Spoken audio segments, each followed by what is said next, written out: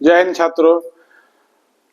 Exam के चलते मैं काफ़ी व्यस्त था और आप लोगों को नया वीडियो नहीं दे पा रहा था, तो अब टाइम आ चुका है फिर से नए वीडियो के साथ आप लोगों का स्वागत है।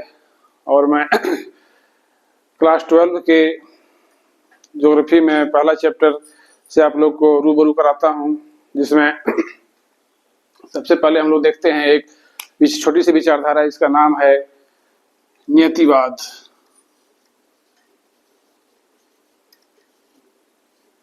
नियतिवाद, जैसा कि आप सबको पता है, भूगोल की दो शाखा है, भौतिक भूगोल और मानव भूगोल।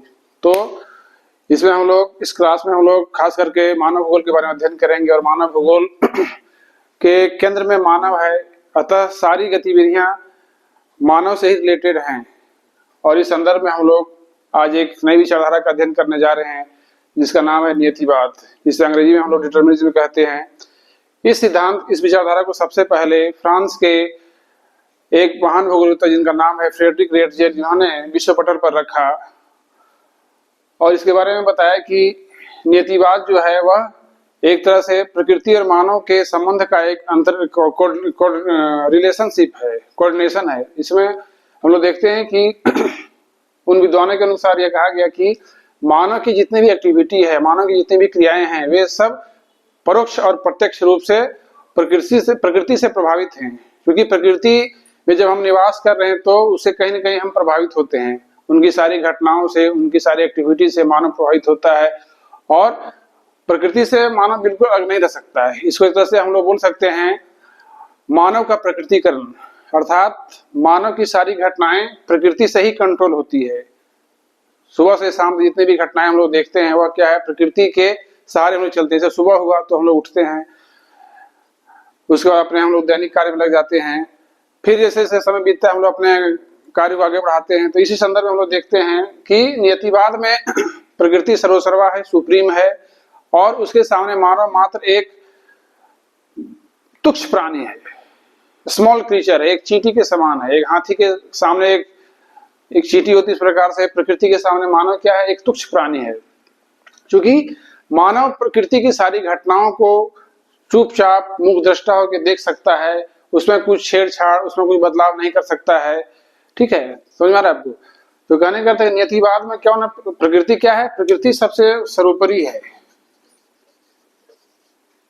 नेचर क्या है, नेचर सबसे बड़ा है, और दूसरी ओर क्या है, मानव है। तो प्रकृति सर्वसर्वा है, अर्थात प्रकृति के अनुसार ही मानव को चलना पड़ता है। हम लोग देखते हैं कि ग्रीष्म काल में हम लोग क्या है, हल्के वस्त्र पहनते हैं, क्यों, गर्मी से बचने के लिए। उसी का विपरीत देखते हैं हम लोग कि जब शीतकाल है, ठंडा का मौसम है, तो हम लोग क्या गर्म कपड़े पहनते हैं।